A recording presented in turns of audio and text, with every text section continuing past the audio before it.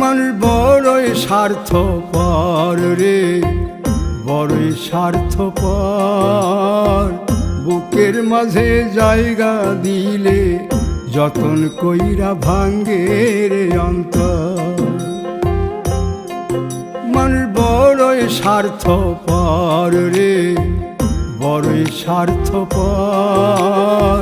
বুকের মাঝে জায়গা দিলে যতন কইরা ভাঙ্গে রে অন্তর।